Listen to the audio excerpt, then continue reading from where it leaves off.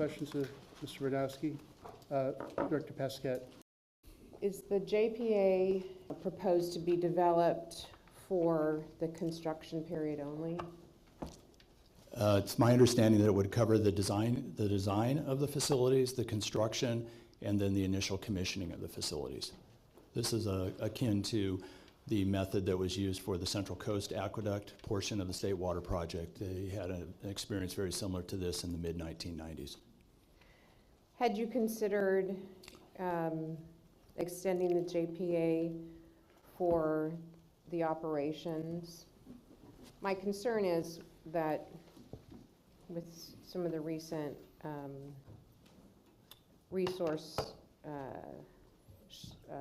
lack of resources at the state level, that the operational aspect is perhaps just as important as the construction. And so I'm wondering why the proposal is to limit the JPA's role to just the construction period. Perhaps I'll speak to that, Director Pasquette.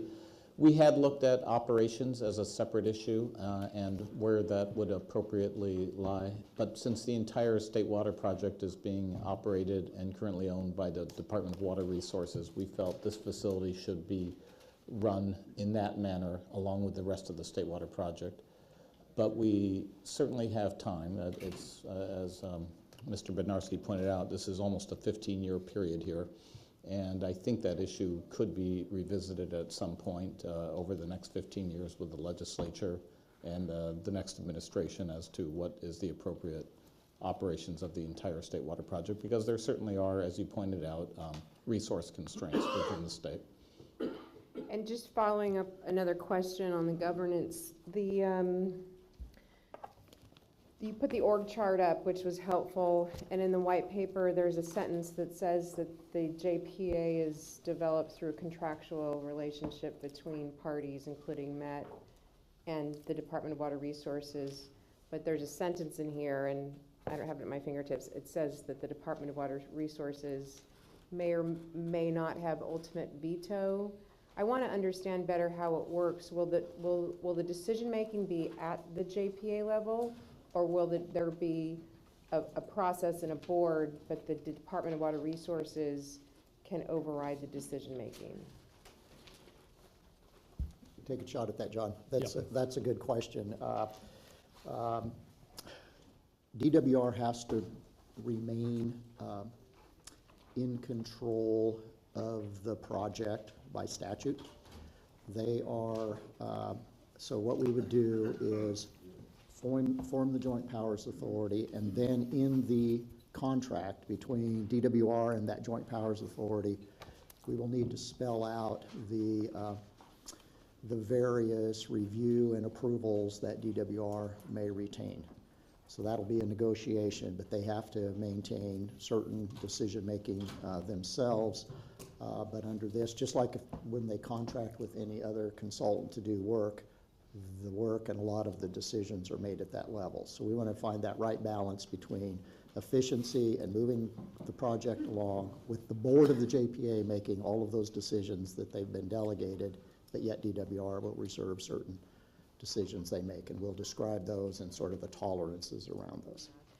So if we have the JPA is a little different than what I'm used to, because I'm used to ones that are statutorily created. So it sounds like this is a bit of a hybrid. If the executives are negotiating a contractual arrangement to create a JPA in the manner that you just described, what is being considered as far as the Metropolitan Water District's representation on the board of directors? So there will be a board of directors made up of both state and federal water contractors. Primarily, these will be executive staff positions at each of those, and then we are still figuring out how the chairmanship of the JPA will rotate amongst the parties. So that would be how that would be staffed and operated. And you're right. Many of the transportation projects you're probably familiar with, Gold Line construction, high-speed rail. Typically, they have a form of a JPA, a construction authority, very similar to this, created by statute. But this is one that would be created by contract. Same concept, same look and feel, and would, at the end of the day, basically have the same authorities, would just be created by contract with the state instead of by statute from the legislature. Director Kurtz? Thank you, Mr. Chairman. Why the 75% confidence level? And is it possible from the chart to determine if one wanted to look at the range of, say, cost from a 50% to 100% confidence level with the mitigation?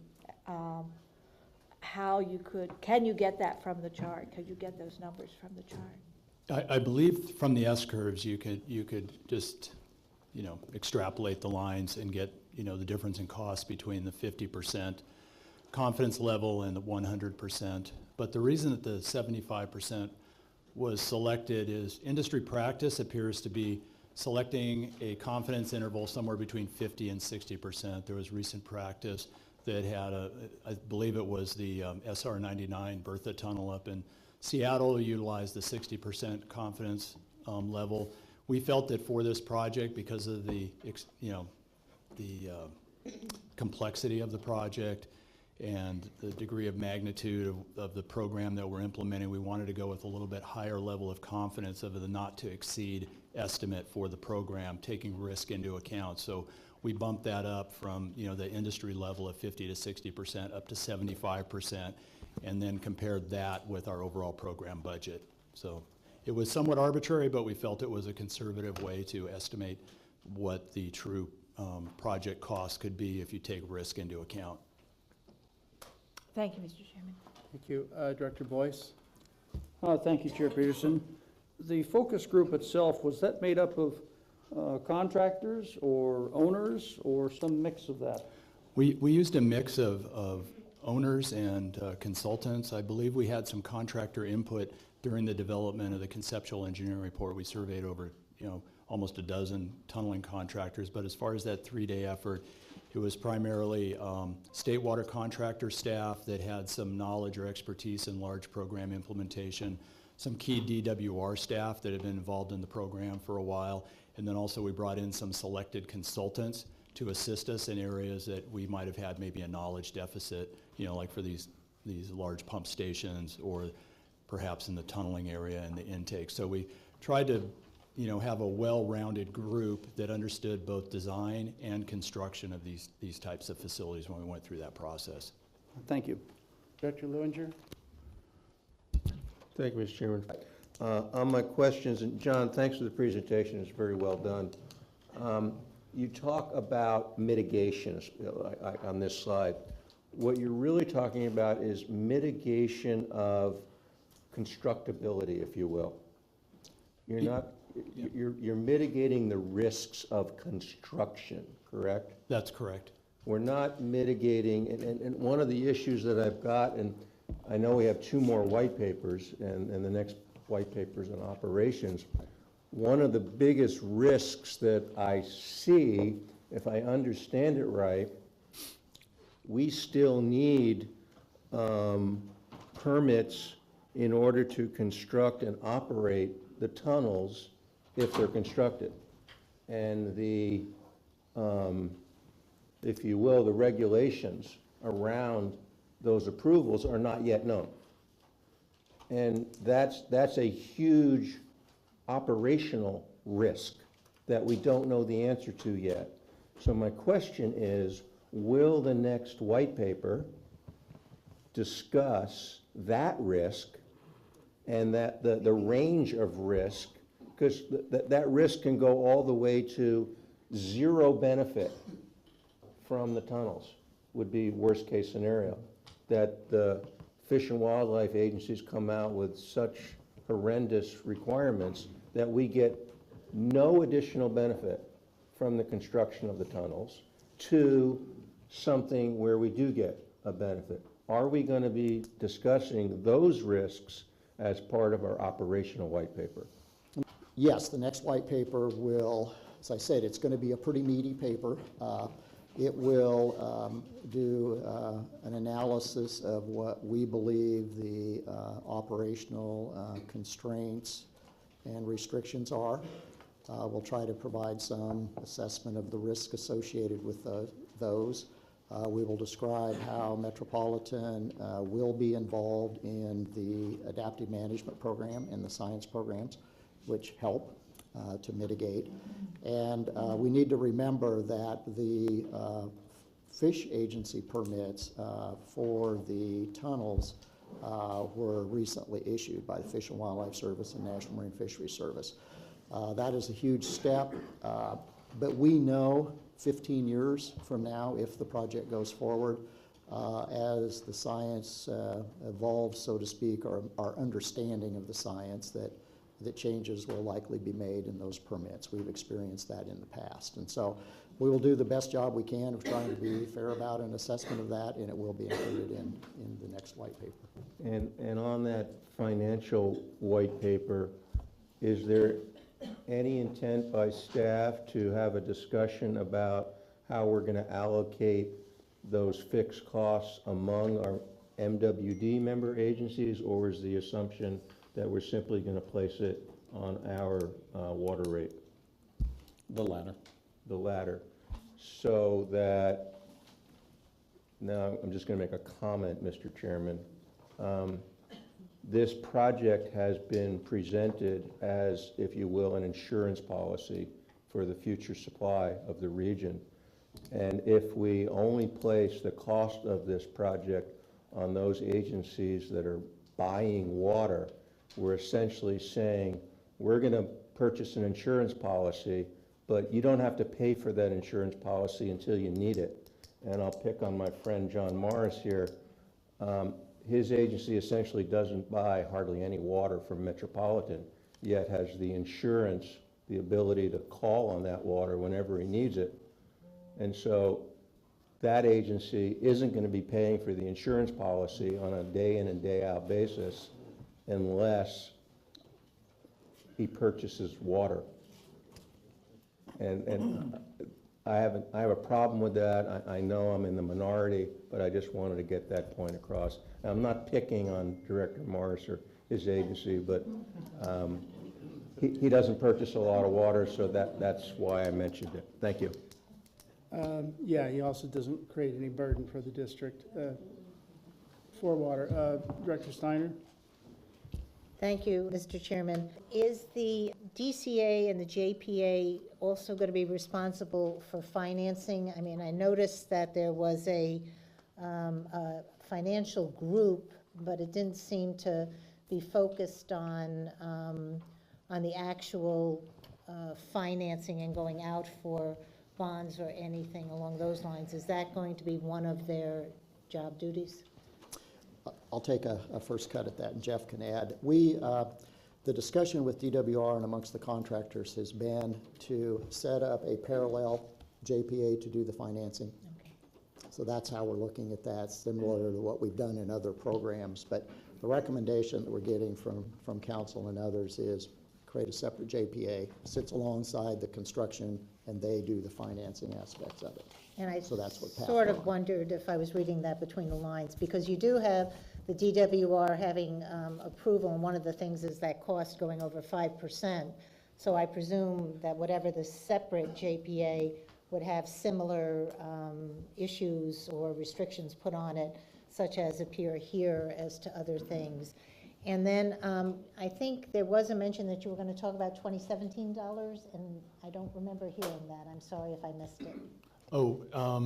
Yeah, I think I addressed it with this slide here, where we, these are in 2014 dollars, the 15.74.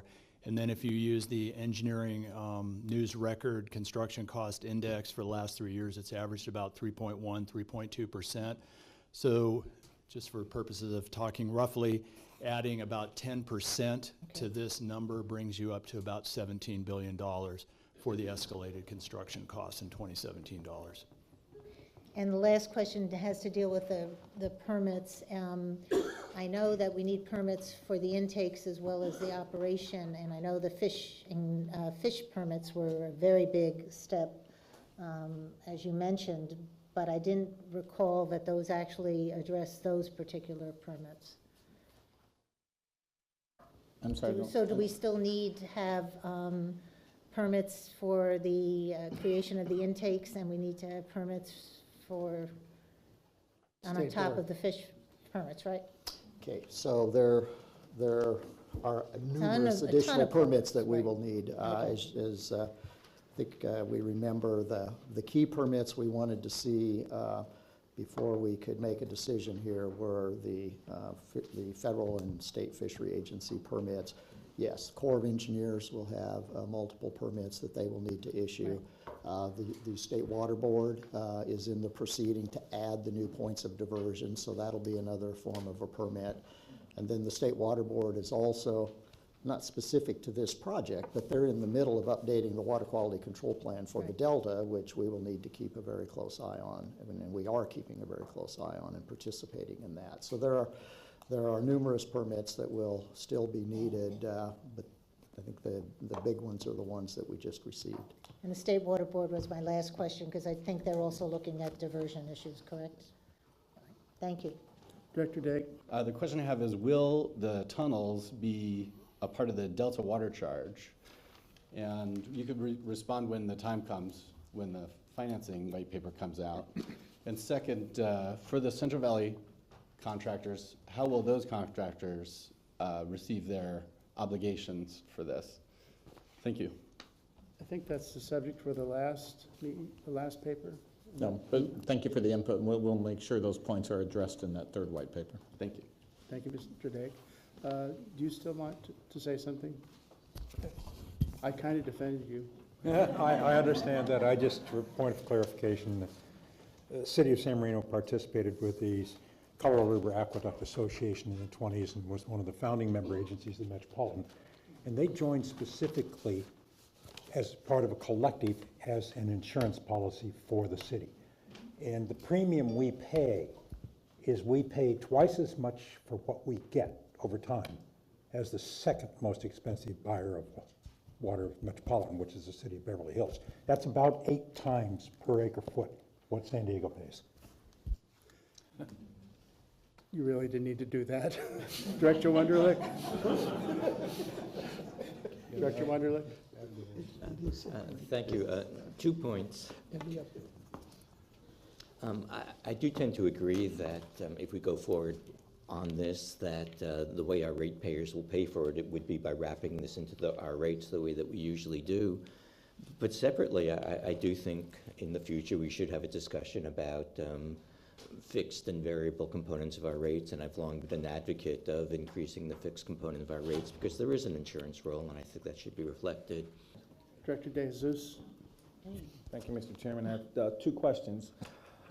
Given the time that staff has put into risk management and confidence level calculations, and having heard stories about DWR-led projects and their cost overruns, has that been considered at all in the fact that if DWR runs this project, more than likely there will be some additional fees and charges throughout a 15-year period that certainly is going to add to the cost of burden? Well, if I might, Director Days, that's the whole point of this design construction authority that will handle with a board made up of contractors and staffed by Metropolitan staff and other contractor staff to mitigate that risk. And that is our best way, we think, to best manage and mitigate the risk that you're touching on. Okay. Well, I mean, I don't think that's going to stop DWR from invoicing, if you will, or vetoing if, in fact, they do have some higher authority on that. But I'll accept that as an answer. Director Abdu? But I don't quite understand what the rush is for a decision in September. Director My only Ballin? comment, I'm sorry. Go ahead, I'm sorry. Well, my comment is we are not, as staff, in a rush. We have taken a decade on this, and we are taking 3 months of analysis on this. If you feel it takes 6 months, then we can certainly put that to a vote and do that. But we are taking, the next July, August, and September to look at this over 90 days, and we have been covering this at this special committee on a monthly or bi-monthly basis for the last 7 years. So we think we're taking a pretty measured approach to this, and I don't believe this is a rush, but if you feel rushed, that's up to the chair of the committee, certainly. Okay, Director Pasquette? Jeff, in addition to the vote in September on the funding, will the vote for the board also include the delegation of authority for the JPA?